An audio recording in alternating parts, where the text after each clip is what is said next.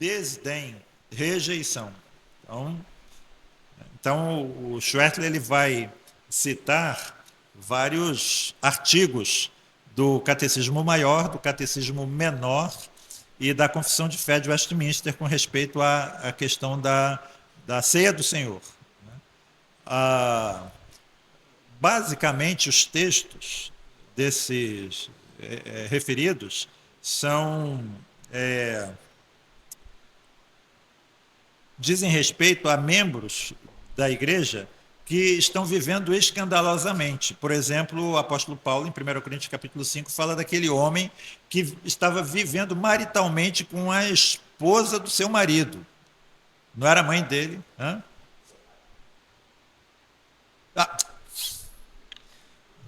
Tenho dormido pouco com a esposa do seu pai. Exatamente, obrigado. Só para ver quem estava prestando atenção, só você.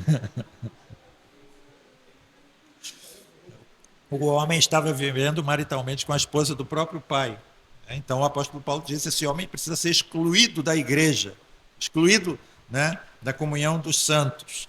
E então os textos são basicamente desse tipo. Né? Agora ele cita um também aqui da Confissão de Fé, que talvez seja o melhor de todos, talvez o mais adequado para o argumento dele, que diz assim, a Confissão de Fé é o capítulo 29, parágrafo 7. Ainda que os ignorantes e os ímpios recebam os elementos visíveis deste sacramento, todavia não recebem a coisa por eles significada, mas, pela sua indigna participação, tornam-se réus do corpo e do sangue do Senhor para a sua própria condenação.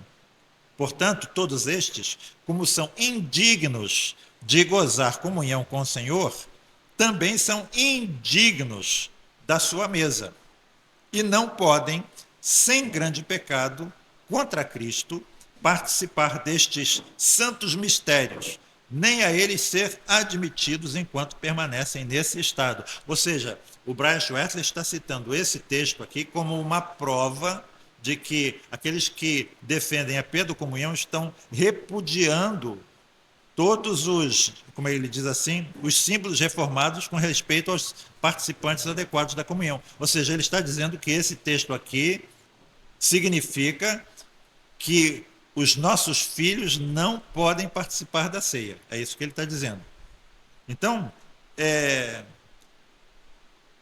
existe um texto aqui particularmente citado pela Confissão de Fé de Westminster que eu queria analisar, que é Mateus 7,6. Não deis aos cães as coisas santas, nem deiteis aos porcos as vossas pérolas. Não aconteça que as pisem com os pés e voltando-se vos despedacem. Então ele está usando esse texto, a Confissão de Fé está usando esse texto com relação à ceia e dizendo, nós não podemos dar o pão e o cálice a cães e porcos. Não deis aos cães as coisas santas, nem deiteis aos porcos as vossas pérolas. E a grande questão aqui é a seguinte, esse texto, ele está dizendo que os nossos filhos não podem participar da ceia? Reparem aqui, não deis aos cães ou aos porcos as coisas santas.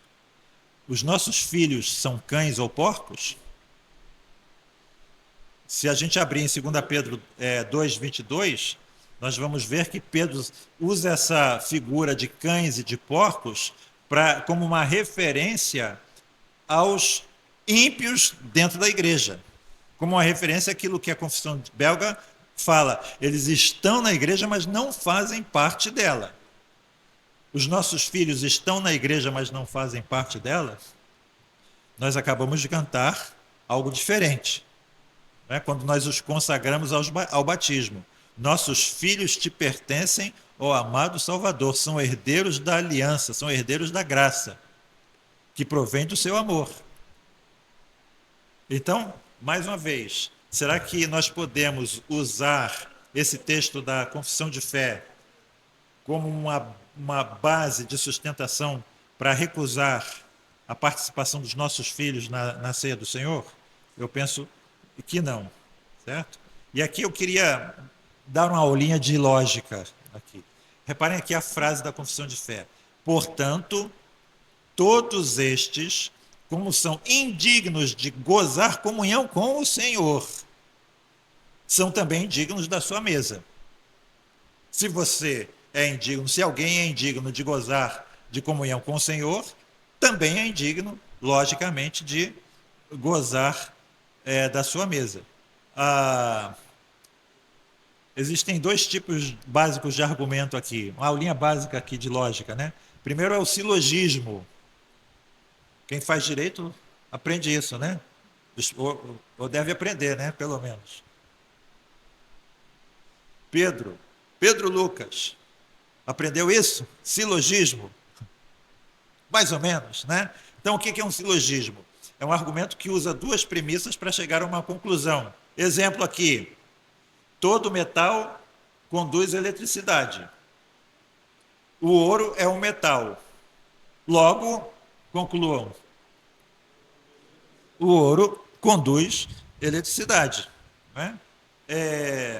Então, reparem que o silogismo ele nos leva a uma conclusão evidentemente lógica. Se as duas premissas forem verdadeiras, então a conclusão não pode ser falsa. Outro exemplo: se chover, o chão ficará molhado. Choveu. Logo, o chão ficará molhado. Ok? Um outro tipo de lógica é o que a gente chama inferência imediata. A inferência imediata tem uma premissa única, é uma dedução na sua forma mais simples. A gente extrai uma conclusão direto de uma única afirmação. Por exemplo, nenhum triângulo tem 4 lados. Logo, nenhuma figura de 4 lados é um triângulo. Certo? Nós temos também o que a gente chama de falácia. A falácia é um suposto silogismo, mas os argumentos, algum argumento, uma das duas premissas pode ser falsa e a gente chega a uma conclusão aparentemente lógica, mas falsa. Por exemplo, se chover, o chão fica molhado. O chão está molhado. Logo, choveu. Essa é um silogismo ou é uma falácia? Por que é uma falácia? Porque você pode ter jogado uma mangueira no piso, certo? Pode ter lavado o piso. A chuva não é a única causa possível do piso estar molhado. Repararam que é diferente da outra? Se chover, o chão ficará molhado. Está chovendo. Logo, o chão ficará molhado. Aqui é um silogismo. Mas essa aqui é uma falácia, certo? Outra falácia aqui: todos os cavalos têm 4 patas. Todos os cachorros têm 4 patas. Logo, todos os cachorros são cavalos. Né? Existe também aquele argumento que a gente chama ad hominem, que é o que a gente chama ataque ao mensageiro, em vez de derrubar o argumento. Né? Por exemplo, você está dizendo que fumar faz mal, mas você mesmo fuma. Logo, o seu argumento é falso. Por que nós não podemos admitir esse tipo de argumento? Porque mesmo que a pessoa fume, o argumento dela contra o fumo não é menos verdadeiro. Ela só não está sendo coerente com aquilo que afirma. Né? Faço o que eu digo, mas não faço o que eu faço. Né? Ok? Então vamos examinar aqui essa frase, esse pedaço aqui. Ainda que reparem, as duas expressões, ignorantes e os ímpios, recebam os elementos visíveis deste sacramento, não recebem a coisa por eles significada, mas pela sua indigna participação, tornam-se réus do corpo e do sangue do Senhor para a sua própria condenação. Portanto, todos estes quem? Os ignorantes e os ímpios, como são indignos de gozar comunhão com o Senhor, não podem participar da ceia. Devem ser excluídos da ceia, da participação da ceia. Então, quem deve ser excluído da participação da ceia? Os indignos, os ignorantes e os ímpios. Eles são indignos de gozar comunhão com o Senhor. Então, a pergunta que eu faço, os nossos filhos que acabamos de cantar no início, nossos filhos te pertencem ao eterno Salvador, são herdeiros da aliança que provém do teu amor. Os nossos filhos são indignos de gozar de comunhão com o Senhor?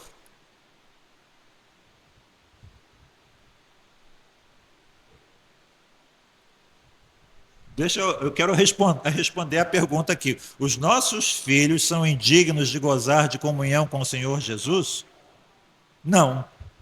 Então o argumento aqui falha, certo? Se eles não, se os indignos de gozar de comunhão com o Senhor não podem participar da ceia, os dignos de gozar de comunhão com o Senhor podem participar da ceia. Essa que é a dedução lógica. Fala o. É.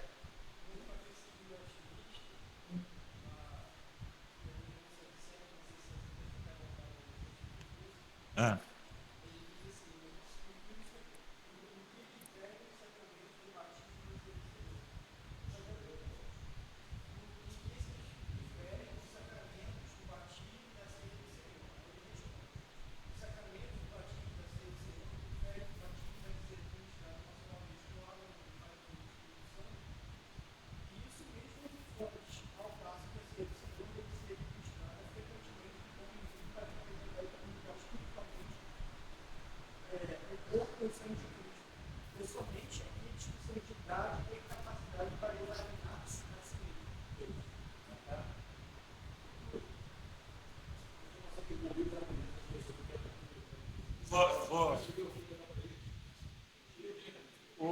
O Rafael está citando o Catecismo Maior de Westminster, que fala assim: em que diferem os sacramentos do batismo e da ceia? O batismo é administrado uma vez, a ceia é administrada frequentemente, e a ceia só pode ser administrada àqueles que têm capacidade de discernir o corpo, idade, examinar-se a si mesmo, ok? Muito bem. Eu vou citar esse argumento também, né? Já citei na semana passada. Segundo o argumento do Brian Schwertley. É.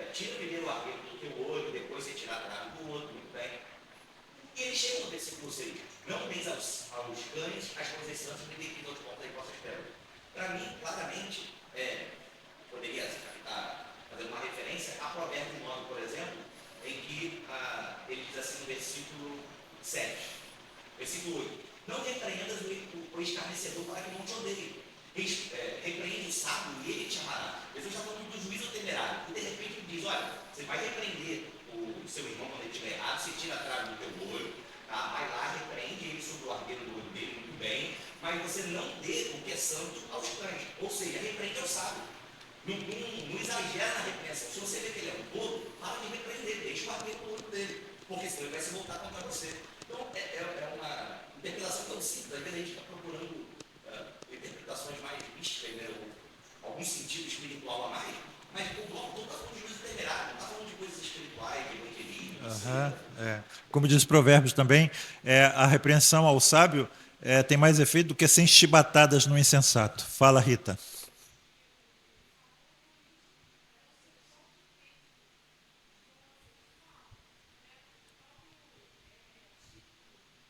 Aham,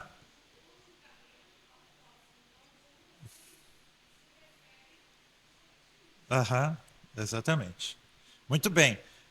Assim, eu estou lembrando aqui lembrei do texto de Ezequiel 16, que eu acho muito interessante, né? Deus, pela boca do profeta, falando ao povo judeu a respeito de pecados horrorosos, gravíssimos, terríveis que eles estavam cometendo, entre os quais o profeta diz assim no verso 20 de Ezequiel 16: Além disto, tomaste a teus filhos e tuas filhas que me tinhas gerado. O que o próprio Deus está dizendo? Vocês geraram esses filhos para mim e os sacrificastes e os sacrificaste a elas para serem consumidos. Acaso é pequena a tua prostituição? E ele continua no verso 21. Matastes a meus filhos e os entregaste a elas para os fazerem passar pelo fogo, as abominações, aos ídolos, as imagens. Reparem, vocês mataram os meus filhos. Deus está dizendo que as crianças que o povo de Israel estava gerando eram filhos dele. E vocês mataram. Nossos filhos te pertencem. Como eu sempre digo, eu não gerei filhos para dedicá-los a Baal, eu gerei filhos para dedicá-los a Jeová. Seguindo aqui, irmãos, com a argumentação, aqui, né? Chegou mais gente. Quem leu o texto do Brian Schwertley?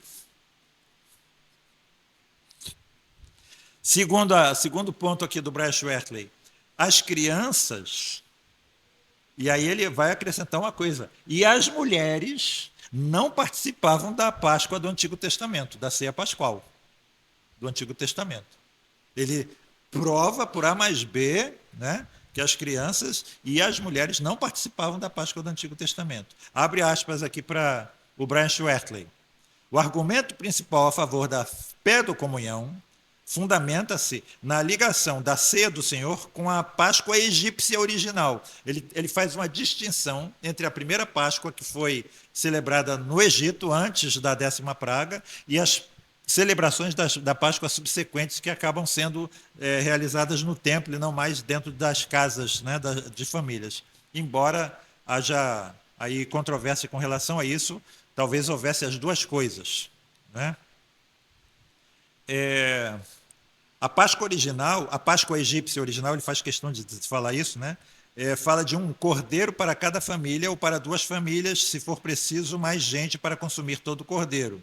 O relato diz: naquela noite eles comerão a carne assada no fogo, com pães asmos e ervas amargas a comerão. O eles, diz o Schwertley, provavelmente refere-se a todo o ajuntamento da congregação de Israel, do versículo 6. Que as crianças estavam presentes, fica óbvio por causa do emprego da palavra família, onde as crianças, literalmente filhos, devem perguntar ao cabeça da família: que rito é este? Êxodo 12, 26. E isto não prova cabalmente que as crianças e os bebês, a gente não fala bebês, né, devem participar da ceia do Senhor. Desculpe, ele está fazendo uma pergunta. Isso não prova cabalmente que as crianças e os bebês devem participar da ceia do Senhor, visto que eles estavam presentes? Resposta dele: não. Nós veremos que isso não prova absolutamente nada. Aí ele continua: o que vocês querem dizer com esse rito? como evidenciando que as crianças eram observadoras e não participantes diretos do cordeiro assado. Não nos dá uma evidência concreta que a própria criança participava. A pergunta, o que vocês querem dizer com esse ritual, parece, ao contrário, indicar que a criança, fazendo a pergunta aos participantes da refeição, não era um dos participantes. Aí a gente vai analisar de acordo com o que eu já falei, né? As premissas e a conclusão. Ou seja, o que ele está querendo dizer?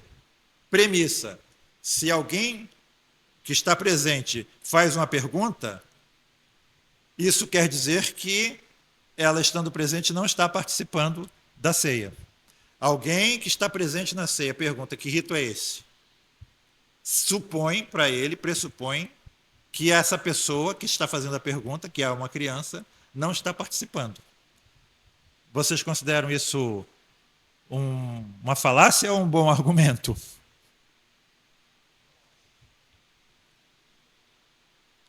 Continua o Schwertley.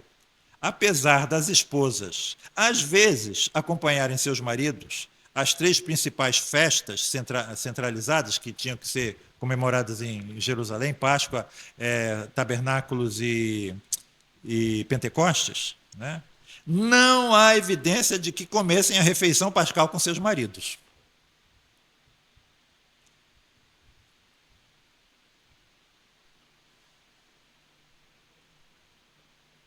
Embora Cristo tenha demonstrado um supremo amor pelas suas seguidoras e pelas crianças durante seu ministério terreno, para a refeição pascal, apenas homens adultos eram convidados.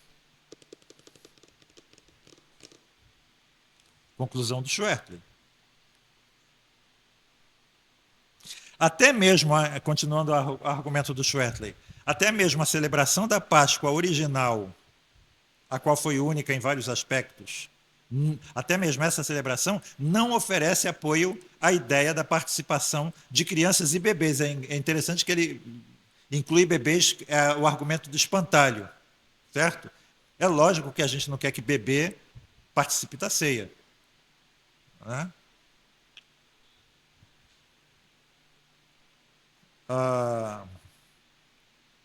Até mesmo a celebração da Páscoa original não oferece apoio à ideia da participação de crianças e bebês, porque eles não seriam capazes de comer o cordeiro assado, o pão sem fermento e as ervas amargas.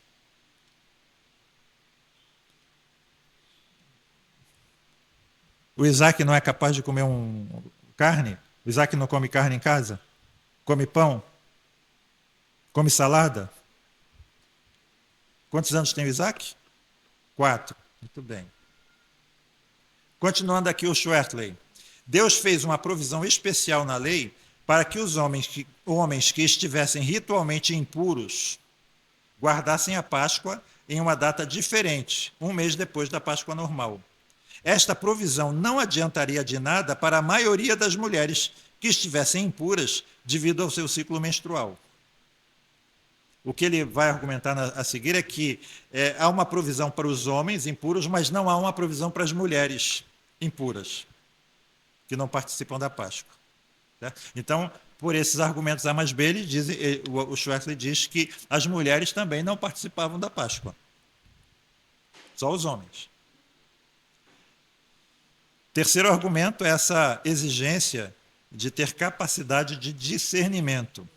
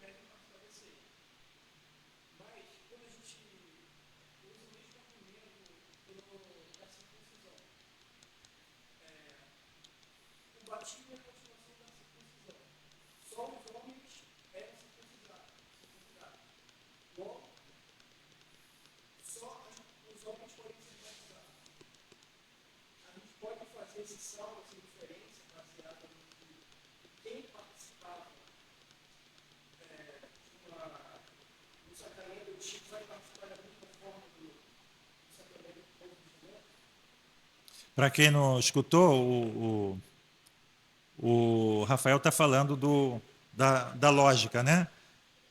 No Antigo Testamento nós vemos, apesar dos argumentos do Brian Schwetley, que eu acho que são argumentos jus esperneandi, né? Argumentos desesperados, a, a, o argumento, as crianças participavam da ceia no Antigo Testamento? Sim, participavam. Né? Você perguntar a um judeu, ele vai dizer que participa participativamente. Elas não ficam sentadas olhando os outros comerem. Né? Já falei aqui que eu fui numa igreja luterana. Está gravando? Continua. É luterano, então pronto, luterana, né? E tudo muito bom, a mensagem é ótima, tudo muito correto, mas na hora da ceia, o pastor como que disse assim, vocês que estão nos visitando, fiquem nos observando enquanto nós comemos. Vocês não podem comer, só nós podemos comer. Então, assim, imagina vocês chegarem na minha casa, né? Aí chega na hora do almoço, fica aí, o Henrique, espera aí enquanto eu como, você fica observando enquanto eu como. Né? Levantei e fui embora. Eu me lembro também do meu primeiro pastor, reverendo Estélio Severino da Silva, ele me contando que foi convidado para pregar numa igreja batista e teve ceia. Ele foi convidado para pregar na igreja batista, ou seja, ele pode pregar, mas não pode participar da ceia. Não negaram a ceia a ele. Né? Então, são coisas assim. Então, as crianças participavam da ceia. Os filhos participavam da ceia. Os filhos dentro do pacto. Os filhos de Deus. Então, é lógico que a gente pode inferir que, sendo a ceia a continuação da ceia pascal, né, Jesus instituiu a ceia do Senhor dentro da participação da ceia pascal, tirando dois elementos, o pão e o vinho, se tornou tudo mais simples. Então, nós podemos inferir que as crianças podem participar da ceia no Novo Testamento. Mas então, se a gente usar o mesmo argumento para o batismo, que é a circuncisão no Antigo Testamento se torna o batismo no Novo, e se só os meninos eram circuncidados, as meninas não, então só os meninos devem ser batizados, as meninas não. Certo? Qual é a falha do argumento?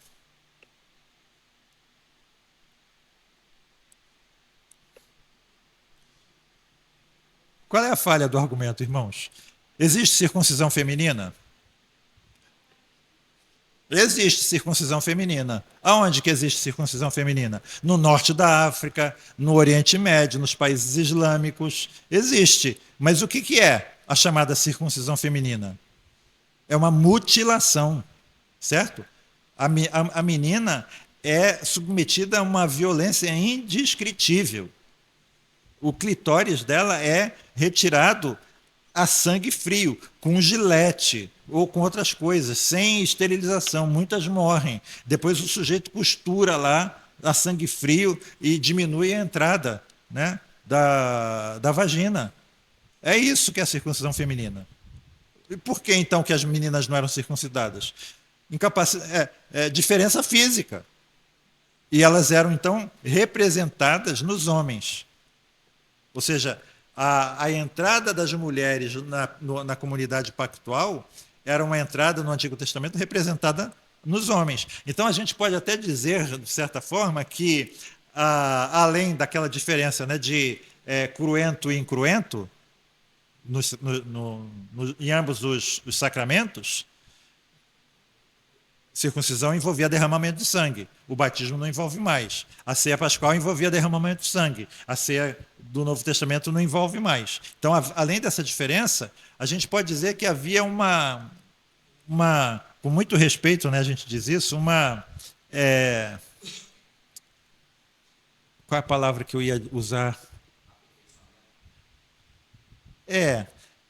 Havia um defeito, entre aspas, no sacramento de iniciação.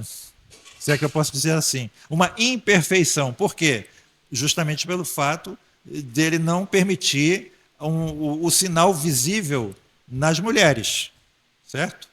E, então ele foi aperfeiçoado no novo. Melhor uso da palavra, não é continuação. A gente fala assim, grosso modo, o batismo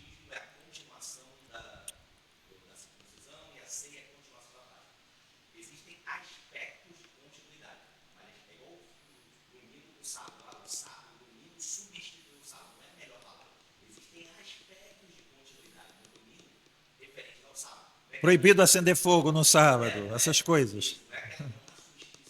Aham, aham, aham.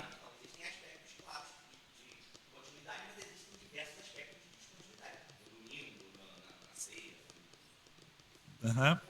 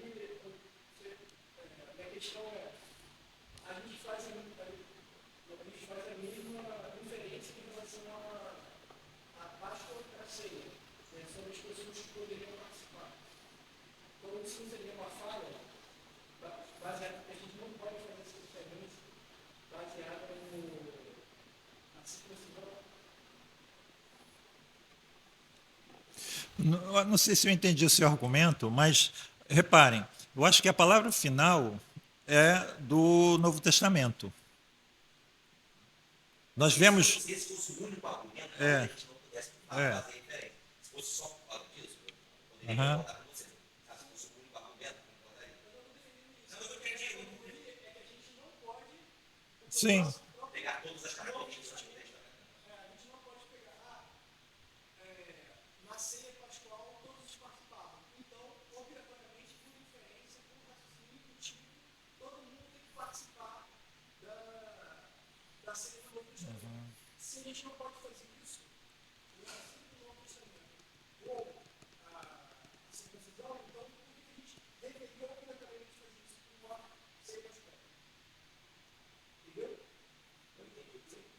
É, Isso, na verdade, talvez seja um argumento contra ele.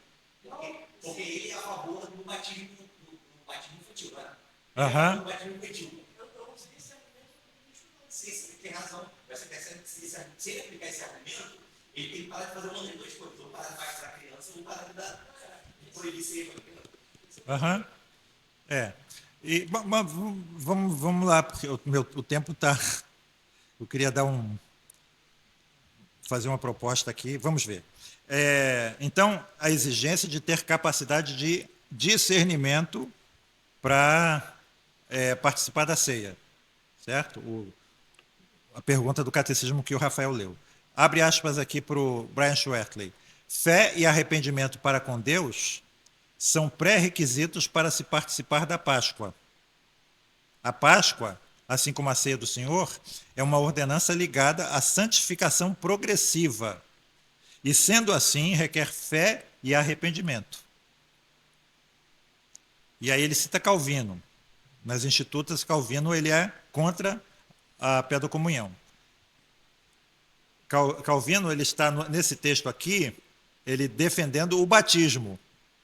E aí, ao defender o batismo, ele está contrapondo o argumento daqueles que são contra o batismo infantil, justamente aqui.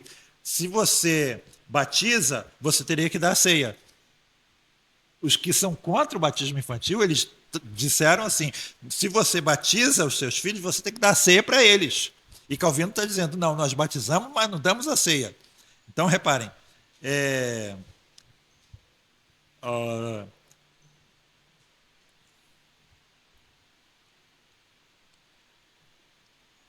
Calvino diz assim, vou pular um pouquinho.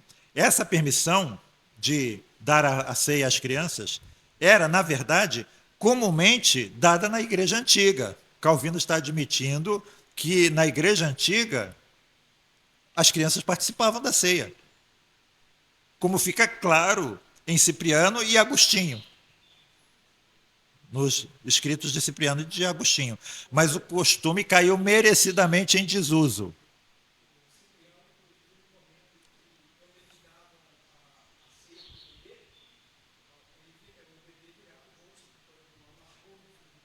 Aham, é, também já vi isso. Mas, para o bebê, né, não sei. Vamos ver, a gente depois vai. Os detalhes, né? Vamos, vamos como é que é uma proposta de emenda à Constituição, depois a gente trata das leis ordinárias. É, então, o costume caiu merecidamente em desuso, diz Calvino. Pois se nós considerarmos o caráter singular do batismo, ele é seguramente uma entrada e um tipo de iniciação da igreja, através do qual nós somos contados entre o povo de Deus. Um sinal da nossa regeneração espiritual. Reparem que Calvino diz que o batismo é um sinal da nossa regeneração espiritual, através da qual renascemos como filho de Deus. Por outro lado, a ceia é dada somente às pessoas mais velhas, que, tendo passado da infância, agora podem receber alimento sólido. Mais uma vez. Reparem aqui a questão da lógica. Né? Somente aqueles que são adultos podem receber alimento sólido? É isso que Calvino está dizendo. Não. E aí continua Calvino. Esta distinção é muito claramente demonstrada na Escritura. Ele está dizendo isso, né? Pois quanto ao batismo, o Senhor não faz ali nenhuma seleção de idades. Os batistas diriam, não, faz, porque está muito claro lá, aquele que crer e for batizado será salvo. Então você precisa crer para ser batizado. É o argumento batista. E nós contra-argumentamos como? Dizendo que aquilo ali é como se fosse a infantaria do evangelho, chegando num lugar onde ninguém crê, e aí as pessoas vão precisar crer para ser batizadas. Mas se a gente olhar para o tempo do Antigo Testamento, a gente vai ver, quando alguém no Antigo Testamento cria no Deus de Abraão, de Isaac e de Jacó, qual era o sinal que era administrado a essa pessoa que cria no Deus de Israel, no Antigo Testamento? A circuncisão.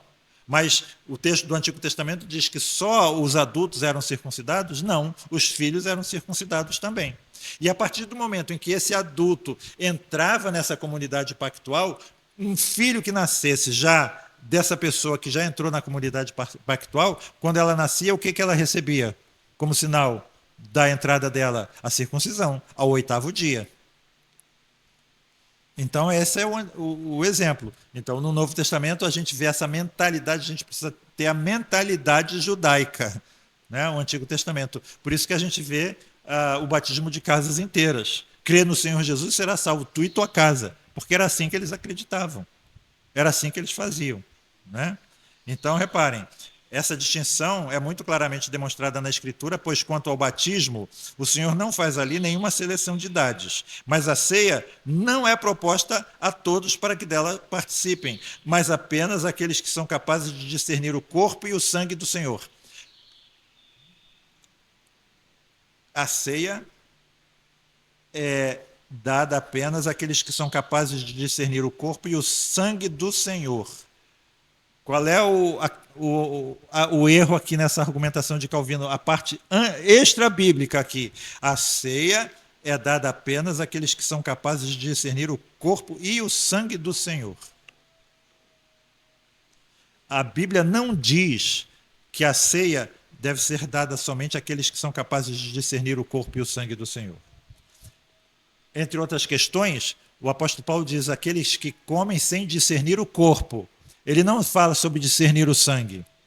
Ele só fala sobre discernir o corpo. Então, se a Bíblia fala só sobre discernir o corpo, a gente não pode incluir o sangue aqui nessa afirmação. Porque a Bíblia não está dizendo corpo e sangue, só fala de corpo. E a gente vai ver mais adiante por quê. Né?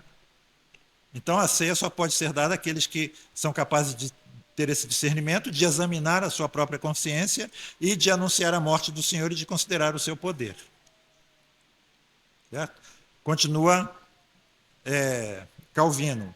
O autoexame deve, portanto, vir primeiro. Não, desculpe, agora é o Schwertley. E não se pode esperar isso de bebês. O mesmo argumento a gente poderia aplicar ao batismo. Né?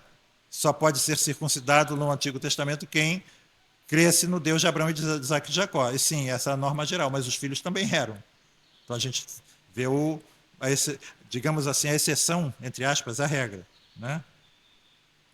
Aí o Schwertley diz assim, porque quem come e bebe sem discernir o corpo, come e bebe juízo para si. E aí ele diz assim: se apenas aqueles que são capazes de discernir corretamente a santidade do corpo de Cristo podem participar dignamente, então por que ofereceríamos veneno em vez de comida nutritiva às nossas tenras crianças?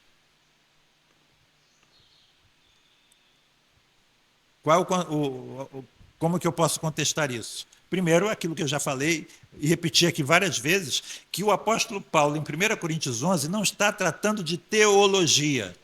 Quando o apóstolo Paulo fala de discernir o corpo, ele não está falando de se é memorial, se é transubstanciação, se é consubstanciação, se é a presença espiritual de Cristo. Paulo não tinha nem sombra de pensamento com relação a essas questões. Não é? O apóstolo Paulo aqui não está falando também, participar indignamente não é perfeição moral. Ele não está tratando disso. Até porque a gente sabe que ninguém é digno por si só. Mas o Paulo está tratando da nossa atitude no momento em que nós estamos participando da ceia do Senhor. E a conclusão, para eu não me estender muito, da exposição de Paulo com relação a essa questão, é o versículo 33. O versículo 33 de 1 Coríntios 11 é, digamos, a aplicação prática, é o resumo e é a explicação de tudo aquilo que Paulo tinha em mente ao escrever aquele trecho de 1 Coríntios 11. Ele diz assim no verso 33, esperai uns pelos outros. É isso que Paulo tinha em mente. É simples assim, sem mistério. Paulo está dizendo que a ceia não é um evento individual. Nós não podemos ser individualistas. É um evento da família de Cristo, da família da fé. E se um grupo, como lá em Coríntios, chega antes e come tudo... exatamente. Esse é o tipo de comportamento indigno. É a participação indigna. Então, o sujeito chega antes e come... né? Às vezes acontece isso na família, né? Compra um potinho lá de açaí, né? Potinho de açaí, põe lá no congelador e quando vou ver, comeram tudo. Os filhos já comeram tudo, né? Coisa que vale. Né? Não para pensar, bom, eu como, mas tem alguém que vai comer comigo depois, né? Então, irmãos, o apóstolo Paulo está dizendo aqui o seguinte, que a nossa santidade, ela se manifesta nessas coisas pequenininhas, na etiqueta. Lembra a etiqueta, a ética das pequenas coisas? No nosso cuidado mútuo. E o apóstolo Paulo diz que esperar um pelos outros é um exercício de humildade, é um exercício de reconhecimento que o nosso irmão, por mais pobre, por mais humilde que seja, ele tem o mesmo direito que eu tenho àquela mesa. É só isso. Ponto. Entendem aqui? E isso não tem nada a ver com a participação ou não das crianças. E, nesse sentido, as crianças não têm como participar indignamente. Certo? Eu tenho um comentário que eu achei muito interessante. A ceia do Senhor é o momento onde a teologia encontra com a sociologia. Né? Não basta estar em paz com Deus no coração se você está em guerra ou em descaso com seu próximo, com seu irmão. O discernimento exigido é olhar para o pão e ver Cristo, mas é também olhar para o lado e ver o irmão.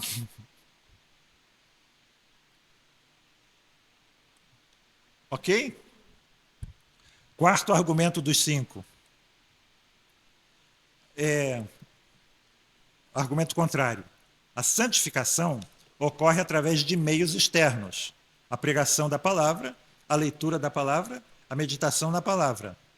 E o texto do Schwertley cita Romanos 10:17, para dizer que a fé vem pelo ouvir e pelo entender.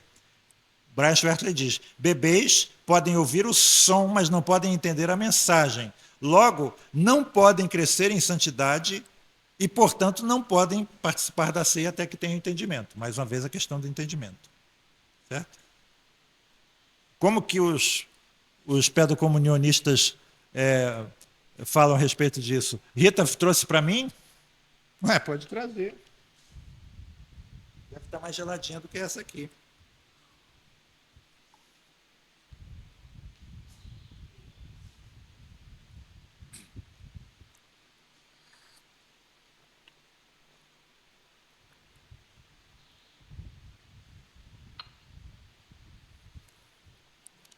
nós dizemos que a regeneração ela não pode ser separada da santificação. E os que são a favor da comunhão, eles dizem que os nossos filhos já estão em processo de santificação, desde o nascimento, desde o batismo. E a ceia é o alimento espiritual para esse crescimento, independentemente do entendimento intelectual. E aí eles, no quinto, o último, né, eles falam que isso é nos aproxima perigosamente daquilo que eles chamamos em latim, né, ex opere operato. O que é isso? Que o sacramento tem poder em si mesmo, né? Por exemplo, o católico diz que o batismo salva, né? Então, isso nos aproximaria então do pensamento católico, da transubstanciação de superstições medievais, né? Você abre aspas aqui para o Schwertley de novo. A doutrina da pedocomunhão, logicamente, se apoia numa compreensão materialística, mágica, mística, irracional e supersticiosa da ceia do Senhor. Tragicamente, a doutrina da pedocomunhão tem levado muitos cristãos professos à herética e apóstata Igreja Ortodoxa Oriental. E na semana passada eu já falei sobre isso, né, que a Igreja Ocidental que abandonou a prática antiga de dar a ceia às crianças por causa das ideias supersticiosas que começaram a entrar na igreja. Por exemplo, o medo de derramar uma gota do vinho, que é o sangue de Cristo, né? Isso seria uma profanação. Ou então, deixar cair uma migalha do corpo de Cristo no chão. Isso também seria uma profanação. Ou seja, o abandono da prática de dar a ceia às crianças não teve uma base teológica sólida. Foi uma base supersticiosa, né? Ou seja, mais uma vez voltar aqui para o texto de Ezequiel 16. Deus diz que os filhos que nós geramos para Ele. Deus diz que os nossos filhos são filhos dele. E é aquilo que eu falei, já falo, né? Nós devemos ensinar aos nossos filhos a partir de um pressuposto de que eles são filhos de Deus. Eu não evangelizo meus filhos, eu discipulo os meus filhos. Eu evangelizo aqueles que estão fora da comunidade pactual. Por isso que nós dizemos, os nossos filhos não são a igreja do futuro. Os batistas, eles têm um propósito muito santo, digamos assim. A igreja tem que ser uma comunidade, nós temos que exercer o discernimento para que a igreja, só entre na igreja quem é realmente salvo. Filho de Deus. Sim. Então eles chamam de credobatismo. Não é isso? Credobatismo. As crianças, elas só podem ser inseridas na igreja a partir do momento em que elas manifestem fé. Então, para os batistas, as crianças não são membros da igreja. Os filhos não são membros da igreja. Eles podem vir a ser membros da igreja, se converterem. Não é isso? A teologia é essa, mas a prática não é. Não é isso? Nós já vimos isso. Na prática não é. Eu sempre pergunto, você acharia estranho se um ímpio chegasse aqui agora e eu chamasse ele aqui para orar?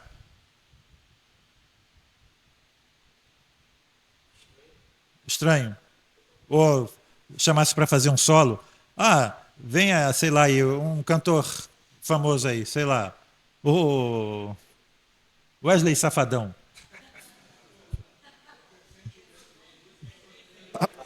Apelei. Tem a voz bonita, vem cá cantar um louvor.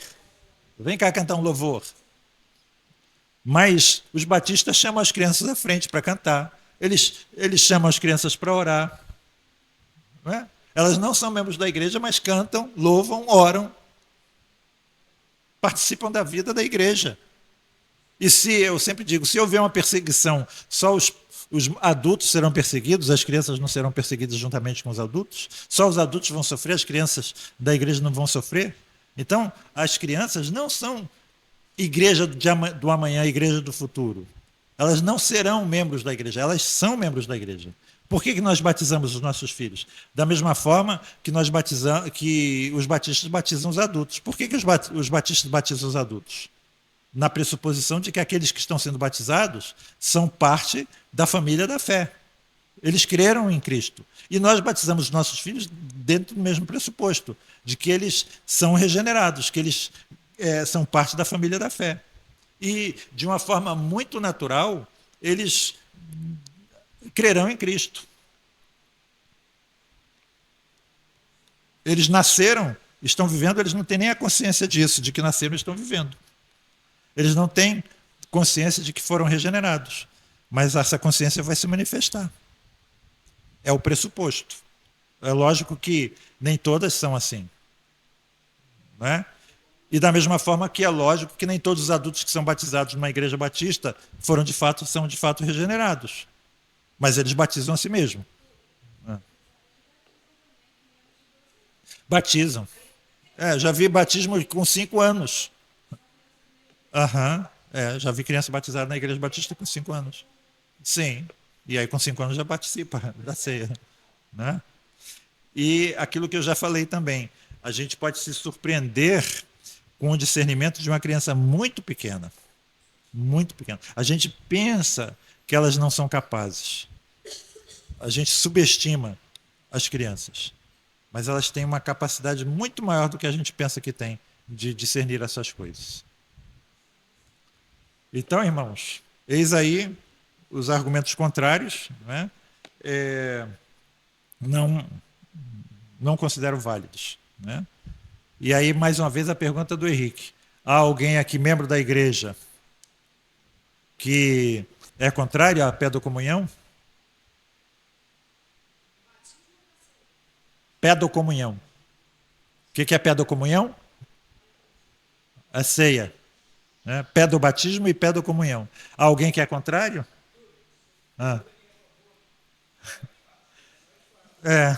Então, os membros da igreja que são favoráveis à pedocomunhão, levantem a mão.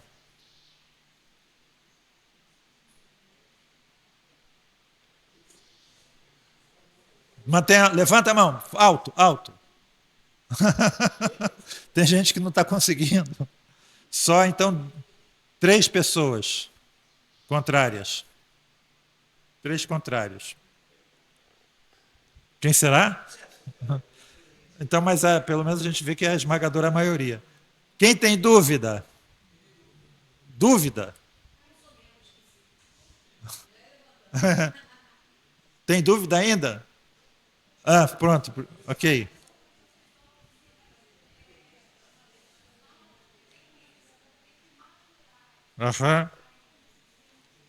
Assim, às vezes eu vejo que as pessoas têm dúvida com relação à eleição de oficiais, não é isso? Essas questões. A minha proposta seria, e até com relação a certos... Vou só colocar aqui, não vou discutir, sabe? Porque já está acabando o horário. Até com certas pessoas que vêm aqui à igreja, que eu sei que tem mais dificuldade, tá? Os nossos filhos deveriam ser admitidos à ceia, como não deveríamos ter membros comungantes e membros não comungantes. Para mim isso é antibíblico, certo? A igreja não deveria ter essa distinção. Membros comungantes e não comungantes. São membros da igreja. Agora, com relação a votar e ser votado, aí sim precisa ter discernimento, certo? E aí, para votar e ser votado, deveria fazer a classe e passar pelo exame. Se você quer votar, participar de assembleia, ter direito à palavra e ser votado, aí sim você precisa passar pela classe e ser examinado, ok? E aí eu proporia isso com relação a algumas pessoas que vêm aqui e que eu sei, a gente percebe que tem talvez uma maior dificuldade, elas poderiam talvez ser admitidas como membros da igreja sem... tendo que passar pela classe, certo? Tendo que passar pela classe tendo que passar por um exame por parte do presbitério ad hoc, ou né, presbitério, mas a gente poderia admitir essas pessoas à membresia, mas dizendo assim, a senhora ainda, o senhor ainda, não pode nem votar nem ser votado, nem ter voz ativa nas assembleias. Seria uma forma de admitir essa pessoa à membresia, mas sem esse direito. Né? Não pode dar aula, não pode ser professor, etc. e tal. Ok? Amém? Depois a gente continua discutindo essas questões, a minha proposta. Temos o grupo do WhatsApp, se alguém quiser manifestar. Aqueles que disseram que têm dúvidas, podem escrever para mim em particular, manifestando aonde vocês têm a dúvida, né, com relação a essas questões, tá bom? Vamos orar? Qualquer irmão que desejar pode encerrar com oração.